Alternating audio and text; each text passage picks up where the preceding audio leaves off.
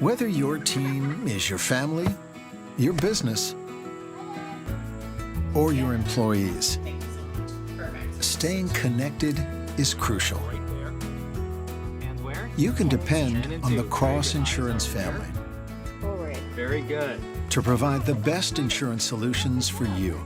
We've got your team protected. Visit crossagency.com today. Hi, everyone. Thanks so much for being here. My name is Allie Levy, and I'm the owner of Still North Books and Bar in Hanover, New Hampshire.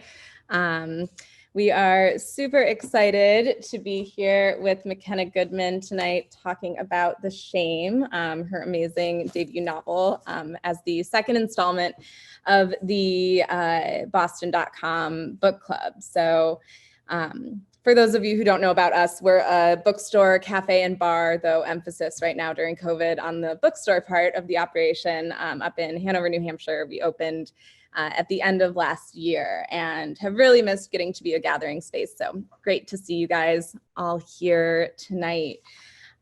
Thank you for being here. And thank you, Mary, Emily, everyone at Boston.com for the hard work they put into this event, and Paul Swiden at Silver Unicorn Books in Acton for being a driving force behind this series. And if you haven't already checked them out, I encourage you to do so. They're great. So tonight I'm going to be joined by Makenna Goodman. Makenna, do you want to join me on video? Or not, I can keep talking. Hi. Yay. Hi. The Shame is her first novel. It's a book that I have been not so quietly obsessed with. And it's just such a joy to get to share it with people and discuss it tonight. To tell you a little bit more about Makenna, The Shame is her first novel and was named a Literary Hub recommended read in August 2020. Has been on Bustle's most anticipated books of 2020 list, and her words and work have been featured in the Paris Review, LA Review of Books, Electric Literature, Guernica, and a whole bunch of others. And tonight is here to talk about The Shame. So before we do get started, just to kind of give you guys a quick overview, first we're gonna hear a little bit from Makenna about her book. She'll read for us because it's just such a treat to get to hear authors read their own work. And then we're going to have a discussion. And at any point during the conversation, please don't be shy. Feel free to ask a question. At the bottom of your Zoom window, there's a Q&A button. So if you click that, you can put your questions in there. You can do that at any point. We'll kind of focus more on discussion between Makenna and me at the beginning and move over to your questions at the end, but that doesn't mean you need to wait till the end to ask your questions. And just a few other quick reminders. Everyone on here is muted and their videos turned off, but we do want it to be interactive, so please ask your questions. We're also recording, so you'll be able to revisit it after. And lastly, thanks again to Boston.com and the book club sponsors, Cross Insurance. So, hey, Makenna. Hey everybody, thanks so much for having me. I'm really excited to be here. And just in case, I don't know how many people here have read The Shame yet, but before I read, only for a few minutes, I just wanted to briefly discuss what the book is about. And I hate doing this because it's so easy to kind of just go into a plot summary and but in general, it's a book from the point of view of a woman who has 2 children, and she lives in rural Vermont, and it takes place over the course of one day, and she's in the car for most of it. And as she's driving away from her family, she's recollecting memories and reflections of what brought her to this moment. And you discover that she's felt trapped and isolated, and that she's struggling to find meaning in her life, even though her life is pretty good. And she's struggling to find community. And she's finally found community through the books that she reads at night by women writers that she adores. And she decides she's going to write a novel to be in continued conversation with these women. And so she embarks on a writing project. And in order to create her character, she looks online for a model to use for character development. And she finds a woman who she feels is enough like herself that she could embody her to tell her own story. And then she becomes fixated on her and gets derailed from her project. So in general, that is what the book is about. So I'm going to read a little bit from the beginning of the book, like the first 25 pages, just to give you a sense of the voice and the lead up. So I keep looping around to the same feeling, fear in general about being an adult. The weight of motherhood is a backpack full of stones, like soil, like a bomb. It's the kind of feeling that grips me like I'm in a foggy valley early in the morning, surrounded by thick white air, unable to see even my hand in front of my face. And I don't realize that 100 feet up, the sun is out. I have no way of knowing. Cherish it, a woman told me at the market, smiling at the kids. I wanted to punch her in the fucking face. I go over the details again and again of the things I've done wrong. And when I'm hovering over them like a drone, replaying the moments where I tripped up, where I failed, I start to feel better because I'm important. It's me, after all, who keeps the trains running on time. It's me who makes dinner, who is in charge of no one drowning in the bath, who washes up, scrubs dried egg off the edges of the table, scoops dead flies from the corners of the windowsill with the sponge. Sometimes, though, I wonder if my children really love me. I think from a place that feels rational, that they just need me. Then I think that maybe it isn't even need at all, but an addiction. That if they ran out of their supply of me, they'd have symptoms of withdrawal, but then the need would vanish. Or the need would come back, but it could be satiated by something or someone else. Yes, it's just addiction. They don't even know me. Their knowledge of me is simply how they can get from me what they need. That is my character, a surface to reflect my children's desires, to indicate what trick they need to pull out of their hats to relieve the itch that only I can scratch. I remember as a small child seeing my mother yell at my two older sisters and chase them around the kitchen with the silverware container from the dishwasher. Eventually, she discovered that for years she had been living with a tumor pressing down on her right eye, and so we accepted that there were legitimate underpinnings to her rage. She kept smoking anyway and would sneak down to the basement to do it. She would crack a window and press her lips up to the sash. When I was 13, she got the mass removed and her anger disappeared. But there was more loss. A whole lifetime of the tumor's rage had shaped me. What would I do with a mother who wasn't vindictive, who didn't tell me things like, now I know why you don't have any friends, or of course he would stop calling you if you talked to him the way you talk to me. I didn't know what to do with this new mother, the one who was open, who was warm, who was game for anything. So despite her remission, I hated her anyway.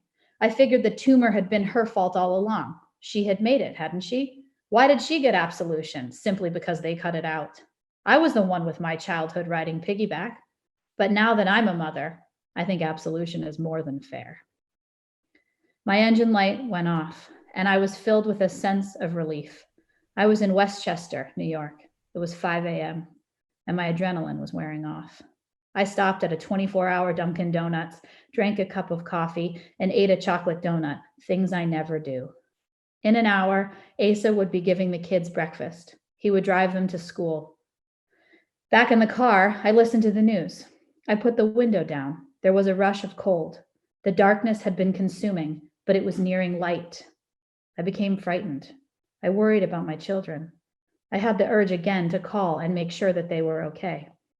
Life felt suddenly very short, and I felt far away. Why had I been driving blindly to New York like some madwoman? What was I doing? What was I looking for? But of course, I knew. Thank you.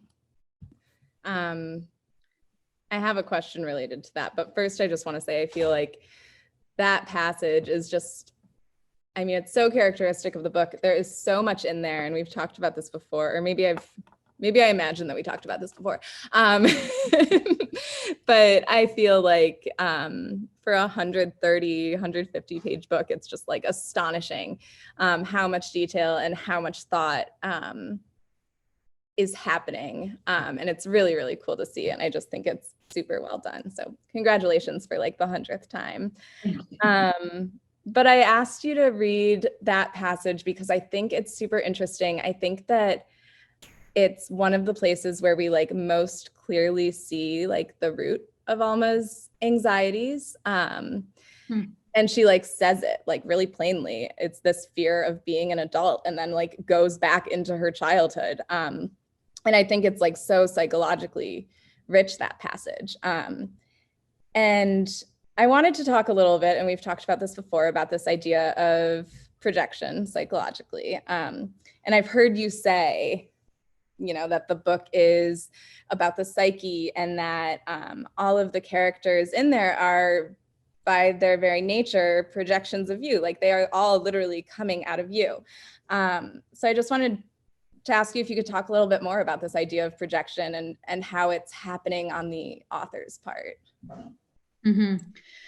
Yeah, I mean, the background to how I started writing this book was I came across a book of psychoanalytic theory that was written in the early 80s that basically looked at the classical Greek myth of Eros and Psyche.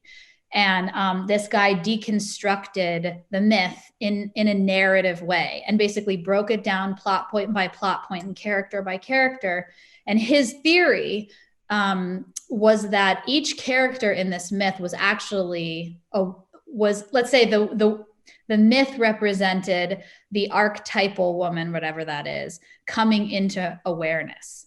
And that each character in the myth represented a projection of the woman in question. So that each character should be viewed not as the god of love, the goddess of love, the sisters, but rather projections of the woman's own desires and whatever she was working out in her own psyche.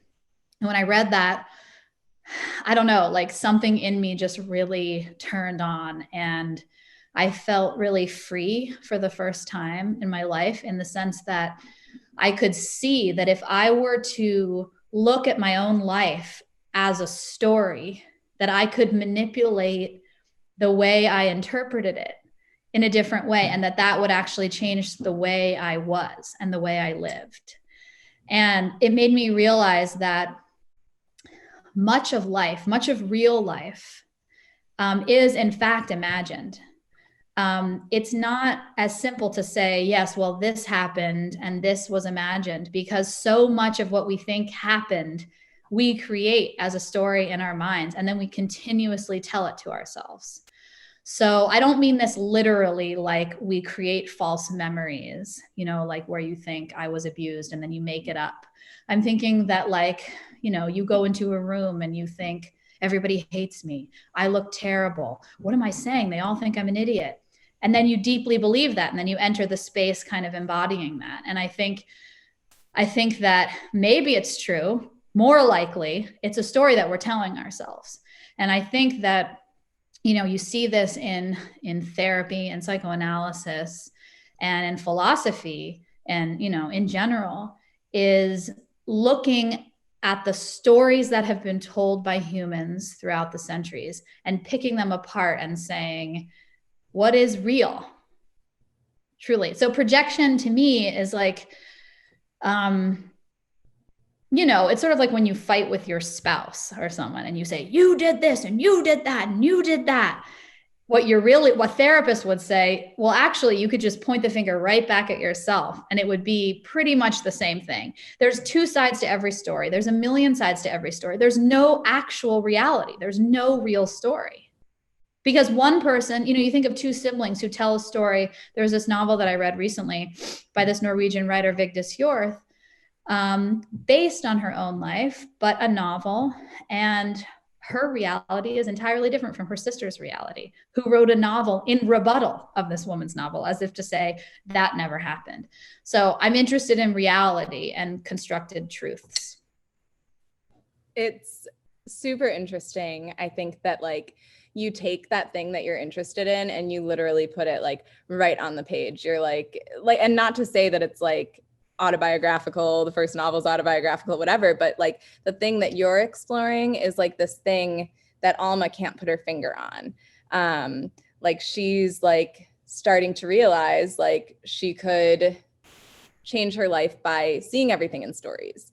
And I feel like there's all of these like just mirrors, and it's like on the cover, right? Like, I just feel like there's like these projections and these reactions just bouncing around, like from the author to the characters, from the characters to each other, from the reader to the characters in this like really cool, intense way. But I was gonna say, with that like central, what I think of as a central relationship in the book, but I'm curious if you also do. We had a quick exchange that made me think maybe it's me projecting my feelings onto this book, making it more central. But anyways, backing up, a key part, or a part of this book, is Alma creates this character, Celeste, and kind of becomes obsessive about it. And that drives the plot of the book. And I see Alma projecting her anxieties about being an adult onto this like potential escape that is in Celeste. And then that act of projection that's happening in the book like encourages me as a reader to be even more aware of the act of projection that is inherent in reading. Like if it's inherent to writing, it's also really inherent to reading. We pick up on characters in the book that resonate with us, of course, and then we put ourselves in their shoes. So I'm wondering, I mean, what your reaction is to that, but then just in general, like, what has it been like to have your first novel out there and like see everyone projecting their own shit onto your book? Yeah, I think that is such an interesting point, that as, you know, we think, I don't know what that means, but one tends to think that the reader is this sort of blank slate. The reader is this passive blank slate that just like picks up the book and then experiences the book as the book is. But in fact, that's not the case. Of course, like we all come to literature and art in general from our own inherent bias. And oftentimes, if we are to pick up a book, well, all the time, we're informed by someone else's opinion first. So you look at the back of the book and you see the blurbs and you think, oh, she's famous. Or, you know, oh, I liked her novel, so chances are I'd like this one. Or you read a review and you say, that sounds interesting. Very rarely you just go into a bookstore and pick something up and go, well, this I want to read this just because, you know, there's descriptive copy that the publisher writes and everything. So yeah, we come to things for a reason. I think a book or anything in life, we come to things for a reason. And it's because we are looking for something. And I think it's that we're looking for meaning. And I think all humans are looking to understand themselves on a deeper level so that they can be free from themselves. I think that we trap ourselves in our own bodies and our minds get trapped. And we're seeking what I think some would call happiness. And I think happiness is not real, actually. I think that happiness is a myth. Like the American dream is a bit of a myth, because I know like some of the most like destitute people that I've met have been filled with joy and have lots of meaning. And some of the wealthiest, most connected people that I know are entirely without meaning and are struggling immensely. And so I don't think it's about having things or having money or having access that can make someone happy. It's about meaning and where you find meaning. And I think about it in terms of work, for example. And I explore this in the book a bit. What does it mean to work? What is work, actually? What is labor? And what is the value of labor? You know, I think that someone who has to work to make a living has a much different association with vacation than someone who doesn't really need to work to make a living. So vacation is kind of this nebulous concept that exists all the time, potentially. And so it just doesn't have the same weight to it. Just like motherhood. Motherhood is hard work, but it's not valued as labor in the way that other forms of work are valued. So this is going into your talk about your question about, was it projection or readers' projections and just like seeing, I guess, the reception. I guess an example of this, and we are starting to get some questions. The first one is, do you have any idea of how many times you say like, Allie? Now I do. I'll try to stop it. Sorry, anonymous. Don't answer questions like that. Just said it. Anyways, I think with let's not ask questions unless they are apropos to the conversation. Or maybe the moderator could stop reading those questions. Anyways, going back, I think an example of this projection, or I wonder if it's an example of this reader's projection, is in the dialogue about this novel, a lot of people refer to it as a really funny novel. And that wasn't my experience of it at all. Like I felt it was like intense and like cringeworthy. I can't stop saying like, sorry, I'm anonymous. I hope you can stop listening. And I wonder, when you were writing it, was this humorous when you were writing it? Have you been surprised by that interpretation? Mm-hmm. Yeah, I think, I mean, first of all, I think that in general, it seems that the response, at least the strongest response from people, and you never know what people really think, but it seems to me that a lot of people have said, oh my God, like, how did she do this? And I'm like, I don't know. I think, one of the things is like, well, is it because it's really short and people thought it was, that has been one of the things people have said. But I think it's this question for me, and I'm not trying to say that I succeeded in this, but it's definitely something that has come up a lot in conversations, is this idea of philosophy and morality and ethics and becoming and awareness and, what we really want versus what we think we want. These kind of like deep philosophical questions that all people have, regardless if you can name them or put them into a kind of construct that sounds good, like the like thing. Okay, well, why are we privileging the way people speak one way or another? To me, like, that's a silly thing because like whatever. But I think in general, language can be privileged over, like, certain language can be privileged over others' language. And what does that mean? And who do we listen to? And why, like thinking about classical philosophy, Aristotle, who I'm reading right now. I'm part of this philosophical reading group, and I've been reading Aristotle for the first time. And I'm like, this guy is a major like thinker in Western thought. He's the root of Western thought in so many ways. And he just loved slavery so much. He could just go on. He went on and on about how great slavery was. And he had a whole philosophy about why it made sense. And, slaves are just different types of people. And you just need lesser people to work for the politically conscious people.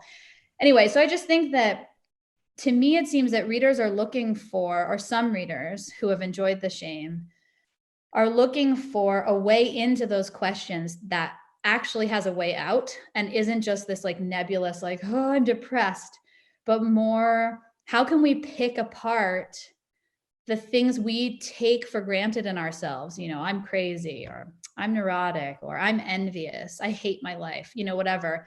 And see, wait, hold on a second. That's actually capitalism speaking through me to make me a better consumer. I'm giving up my data to the internet so that the internet will sell me back what they have decided I want. And I buy those things thinking that I've curated my own existence. And so I think a lot of people see that and go, wait, what? And so to have something entertaining and funny that taps into those questions, that doesn't feel pretentious, maybe people thought it was pretentious, but like that feels like you're having a conversation with someone who gets it, like a therapist, maybe. I think people want that. And I want that. That's what I look for in a book. I want to understand the darker, harder questions in life, but I want to laugh while I'm considering them. It's, I think it's really skillful. You have a book here that is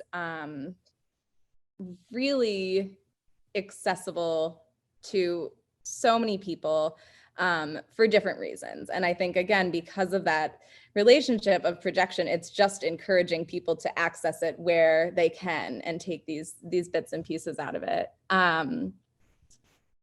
Which I totally forgot the next question that was going to tie into that, but it was a good one. I believe it. Oh, I know. We talked yesterday. I think a little bit about this thing on Goodreads. So background, I don't usually read Goodreads reviews, but I was super curious to see what people were saying about Makenna's novel. And one of them said, it's like if Virginia Woolf wrote Gone Girl. And I just thought it was the oddest, most on point review of it. And I think that's a little bit what you were talking about. People can read this and they can read it just for the plot, or they can read it and they can read it just as a capitalist critique, or they can read it and read it like I tend to, like just this story of projection and obsession with other strong women in your lives. And I think it just comes back to this really cool mirror effect that you're creating. Thank you. Yeah, that's a great comparison. I'll take it. Yeah, I mean, but I think actually that's an interesting comparison, right? It's like Virginia Woolf and Gone Girl, in a way, are on opposite ends of the literary spectrum. So opposite. Right. And yet maybe what we want, or that reader wanted, was to be able to turn the page and feel like gripped while also having a sense of social transformation at the same time. And I think there's nothing wrong with novels that entertain, but can we entertain while also lifting up the spirit and minds of readers in a way that, you know, concert halls and museums and theaters did post-Enlightenment? You know, it was like the first place besides the church that people in Western world could experience transcendence. And I think that that's why a lot of people come to art. Anyway, I know there's a lot of questions, so. We're getting to some questions. I'm going to steal oh my goodness. Wow. Okay. Maybe one more question, and then I'm going to get to these wonderful attendee questions because we've still got some time. But I think really on the subject of what you're talking about, of why people are turning to art right now during COVID, it's even more important that we have good art to turn to. Your book has been described on more than one occasion as a perfect pandemic novel. Boston.com has described it that way. I've heard it from other people. I think it's really interesting, and this might be something we can touch on later too with attendee questions. I think it's really interesting because to me, I never would have thought of it that way, because it's just depicting a life that's actually pretty close to what my life is, because we live in the same area. Like, we don't go to the grocery store every day like people in more densely populated areas.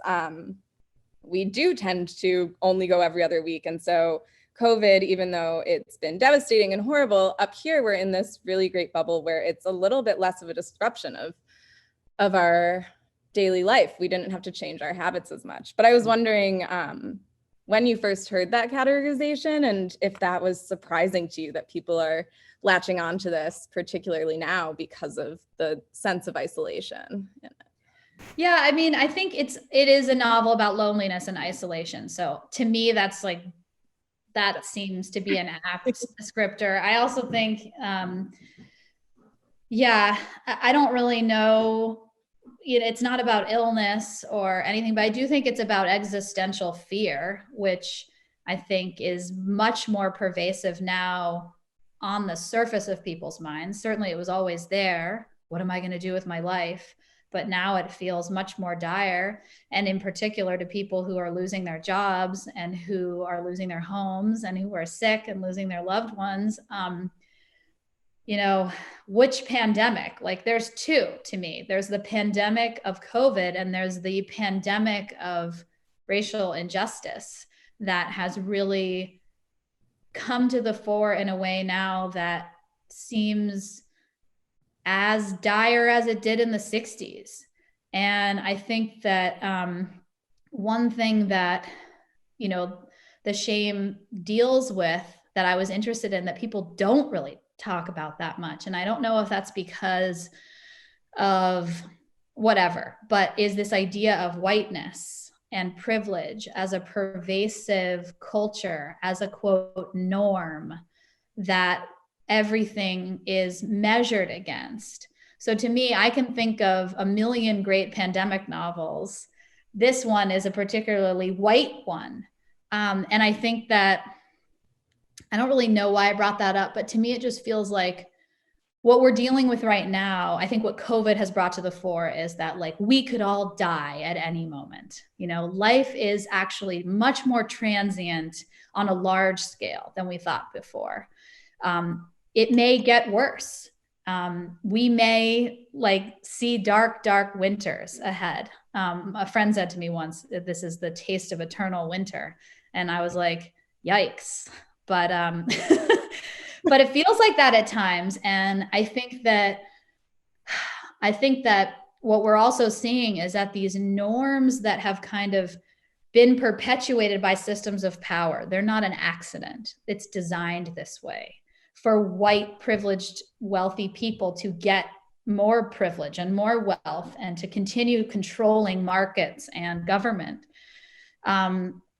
I think that is also being called into question. And you can see people are in the streets.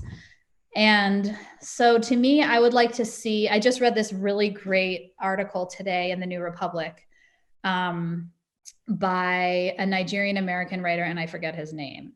But he was talking about autofiction as a literary construct. And this is something I'm really interested in, is like literary categories and who decides how a book gets categorized. Like who says it's a pandemic novel? Who says it's a motherhood novel? The marketing department. Yeah.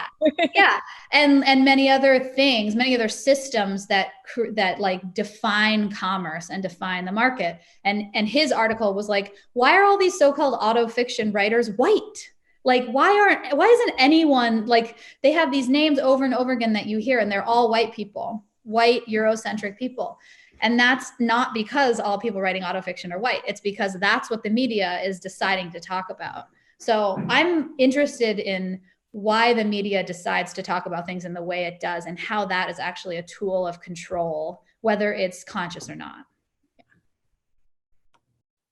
I do want to switch over to attendee questions now. And there's some really good ones coming in, but definitely time for more. So please keep submitting them. The first one is kind of really related to what you're talking about right now.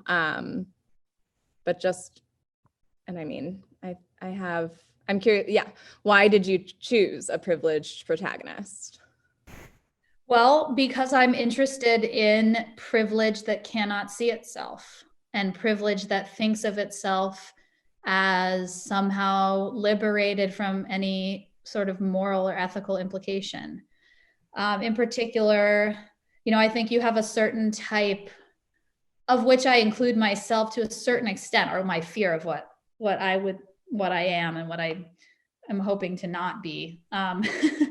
But this kind of idea that like, if you care enough about the right things, or if you buy enough of the right things, then you are somehow removed from the system that extracts and dominates. So if you vote the right way, whatever that is, or if you buy organic food, or if you decide to source certain things ethically, that somehow absolves you of being a person that's taking up space that another person can't be taking up. And not to say you should get rid of yourself if you have privilege, but to acknowledge what it means and how it's systematized. So it was very purposeful that I made her a privileged person, because I'm interested in the hypocrisy of progressive elites who like to think of themselves as ethically above the so-called, you know, unethical people, and how that is actually a very tragic and destructive state of being. Yeah, perhaps. And I mean, I think writing about a really privileged protagonist, you know, if you had chosen to write about a less privileged person in a rural area trying to escape that, it's like ignoring the whole question entirely, literally. Well, and also I write from where I am. Yeah. You know?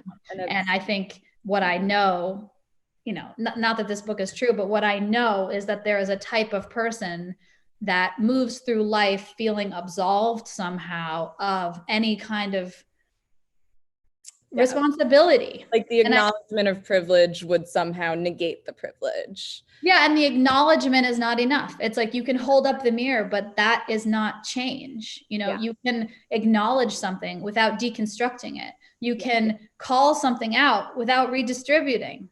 And it's just not enough anymore. It's not enough to just sit on your laurels and say, I believe, I got the bumper sticker, I'm wearing the feminism shirt. Yeah. You know, we have to change.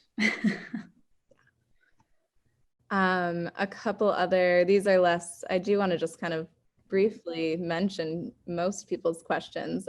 Bonnie said, I love the dinner party scene. And for those of you who have not already read it, keep reading, like partly just for, not just for, but largely for the dinner party scene. It really is a great scene.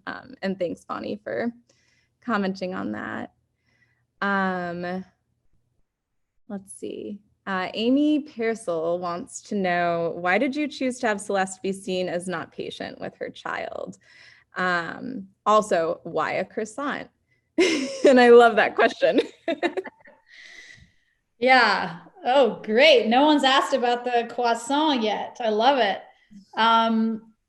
Well, so Alma, the main character, is fixated on this woman who she sees as the quote unquote perfect mother, or the better mother, the mother that Alma should be. And, you know, spoiler alert, in the end, the bubble is burst. And she sees, well, I hate to give it away, but she's going, I don't know, whatever. Like she sees Celeste in the end, but it's unclear whether or not that's true. And I think that is up for interpretation. And perhaps that interpretation is more interesting than the fact that I just said that. But without giving it away, I chose the croissant. Well, I'll give it away, whatever. Okay, so in the end, whatever. If you haven't finished, turn your volume off for like. Yeah, if you haven't finished and you care, then turn your volume off. But in the end, she sees Celeste, who is sort of a creation, is maybe not a real person. It's not even her real name. You know, that's the name that she's giving this woman. She sees her in the flesh. And she's sort of horrible. And she ultimately, she's like yelling at her child and yelling at her child. And she ultimately shoves, be gluten-free, sorry. And she shoves a muddy croissant that the child has brattily thrown on the ground, and she shoves it in his face. And I chose the croissant for a reason. And that is because,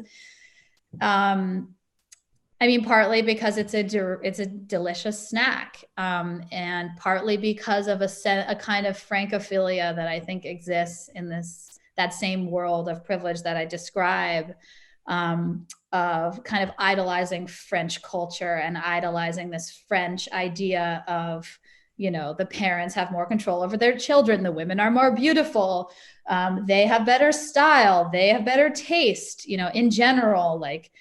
Which is just also a very white-centric notion, because of course these women are thin white women mostly, that is part of this perpetuation of greatness and mystique. And so, I don't know, that was like my secret way of taking down ending that. I don't know. It's perfect. And Bonnie Claus agrees that the croissant is totally perfect. Thank you. Oh, let's see. Let's talk about, we haven't talked much about motherhood. I mean, it's like always there, but Meredith Sweet wants to know, Makenna, how do you know that motherhood is like a backpack full of stones? Because it is, and it is so heavy, but if my children need me to take another rock of theirs, I will, which is beautiful. I want to chime in before you start and say, going back to this idea, I don't have children, and I cannot wait to read this book once I do have children, because I think it will be a totally different experience, but I'll let you answer the question. Yeah, I'm a mother, so I speak from experience. What can I say? That's the only thing I can say. Yeah, I don't know. You carry, I mean, I remember, I forget where I heard this, but this idea that all people are carrying themselves as a child, whatever sort of point in childhood that they became fixed or they were stuck, whether it was a moment of trauma or abuse or of loss, usually around trauma of any kind. Everyone's experienced trauma to varying degrees. That age of you is on piggyback all the time with you as you walk through life. And I remember one time thinking like, or maybe it was in therapy or something, but when you're feeling hooked or tortured or just trapped in a feeling, a projection, or just a state of being, it's kind of like stroke the head of yourself as a child and tell yourself that it'll be okay, because that may be that child speaking through you.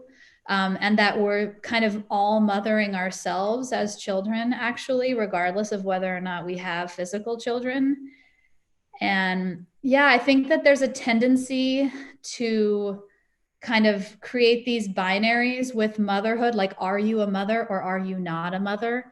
And I just think that's bullshit, and I'm not interested in that, because I don't think it's a club, like you can only understand it if you've done it. I think that the second that you create that divide, it just creates so many problematic divides within it. And we're all mothering ourselves. And so I think regardless of if you've had children, you're carrying the backpack full of stones, perhaps, that could explode at any moment. With that divide of you're a mother or you're not, which is like, despite what anyone says, like that is so prevalent. There's a lot of people, I think, walking around with themselves on their own backs, not realizing that they have to take care of themselves and mother themselves. Let's see. There's a lot of interesting. All right. Stacy asks about this whole social media question. Your story was completely believable, especially the whole living vicariously through someone they don't even know on the internet. Do you know anyone who has actually behaved in this way? All the comparisons. And I've heard you mention before that you were not on social media much at all before starting to promote your book. So where the accurate takedown of social media, where did that come from? Yeah, I mean, the first I will say, no, I don't, it's not like I found a real person and was like, I'm going to write you into this book and that person is out there. Ha ha, I got you. Like, no. If anything, it was a construction of projected notions of what maybe Alma would experience as triggering on the internet. So it was less about, it wasn't about me, it wasn't about someone on the internet, it was about this character who is you in a way, the reader. And I think, I mean, I think that that's what happens when you read in the first person, and something that's so intimate is you kind of take on the persona of the person that you're reading. And for a moment, you inhabit her mind. And so I wanted that feeling of getting to know the character or you, and then seeing the kind of parallels and shadows and mirrors of that character in another character within the book. So, for example, Alma gardens. She lives on a homestead and she fixates on the fact that Celeste has kale in her tiny backyard, which is just like, well, she does that already. So why is she envious of someone who's doing that to a lesser degree, who's probably online looking at a woman who has a garden of kale going, oh, I don't have a big garden. And so it's more about like this idea of a false refuge. I read this somewhere and I loved the idea of like how when one seeks refuge in something, so like you're looking for comfort or you're looking for entertainment or you're looking for escape, you often seeks a false refuge. So somewhere where you're not actually going to be safe or contented. It's not going to solve the problem, but it looks like it's going to solve the problem. And then you get locked there. And then you sort of get locked midway on the way to solving your problem, on the way to true refuge, which is perhaps being able to walk outside and say, wow, kale, so great. Full stop, like kale. And so I think that like the projection into false refuge, the internet is just a fantastic example of how we go in search of something. And in fact, we're searching for something specific. We may not realize it. The things we notice, you scroll through 100 images and 3 lock in your brain. Why those 3? What is it about it? Who do you follow? Why are you following them? Why are you looking at them? And then what are they selling to you? And what are you buying? Because that's a new thing that's come about through social media, is that it used to be, and this is maybe, I'm not like a theorist of the internet, but like it used to be that there were influencers, and influencers would secretly sell you things through the fabric of their daily life, hashtag kale or whatever. And then you would buy the thing separately. It's basically a hidden advertisement, but you think, oh, it's just a taste maker. They just know what's up. And now the ads are just pop, pop, pop. And I don't know if you're anything like me, but they really have figured me out. Like I want all the things, everything that they send me. I'm like, oh yes, I need those pajamas. Like those are the socks I need. Like how could they, all the buzzwords are perfectly for me. So I think the internet is a myth because we think it's free. We think it is this playground of knowledge and information. It's curated, but we get to choose who's the curator. We are the curator. I don't think so. In fact, I woke up in the middle of the night recently and I was like, oh my God, what if Twitter, I'm sorry to sound like a conspiracy theorist, but what if Twitter was just like the powers that be created it to get just like a temperature check of the people? It's like they do some fucked up law and then they're like, okay, go to Twitter and see like, what does the literary community think? What do the Republicans think? What do the white supremacists think? And you can just get a temperature check on a general consensus of society. Whereas if we didn't have that, how would you know what we thought? That's like terrifying and how not unbelievable that No, look, you see the foreign powers like hacking it to infiltrate elections. Like this is real. And we clicked accept. Every time you go after this, you go and you're like, oh, I'm going to have dinner and then I'm going to watch my show. And you turn on your screen, they're recording you and you said it was okay. Yeah. Anyway. It's wild. We do have to wrap up. I could keep talking to you forever. It's interesting though, what you're saying about the internet. My sister just started working in marketing and came to me the other day. She was like, I'm working with influencers. Do you know that the companies just tell them exactly what to say and then they say it? I feel like I've been fed lies for the past 10 years. And I was like, you have. Yeah, totally. How nice it must have been to be living that innocent life, not thinking about what was actually going on. Yeah. Can I just say really quickly, because I just quickly looked at the Q&A and I just want to give a shout out to Bob, who is asking about if he thinks fathers go through the same sort of internal struggles. And I think yes, I do. And I think that there is I did a conversation with this writer, Brian Gresco, about this same thing, this question of like, what does it even mean to mother? And what does it mean to parent? And why are we forgetting about the dads, so to speak? And of course, in families that have 2 dads, what does that mean? Or 2 moms, what does that even mean? So I think absolutely yes. And I think that I would like to write about fatherhood, but I'm not sure I will. But I think someone should, and someone will, and hopefully the market will embrace that and actually not try to feminize and commodify it in a way, and in a way they do motherhood books, which is like, oh, it's a motherhood book, which I honestly think means uninteresting.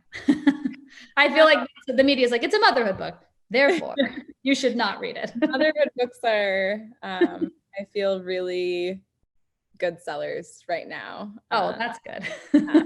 I remember a New Yorker article was like, enough of the motherhood books. We don't care. And I was like, well, I'm sorry, but it's a state of being human. Totally. Also, Bob, I don't 100% know that this book recommendation will be right, because sometimes I can't remember what books are about, but Nothing to See Here, isn't Nothing to See Here very fatherhood heavy with the exploding children?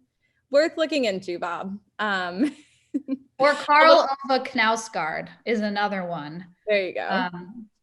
Slightly more literary. Is sort of the famous one. Cool. All right. Well, we have officially gone over our time. I apologize to anyone whose questions we did not get to. Somebody a bit ago did ask how they can purchase the book.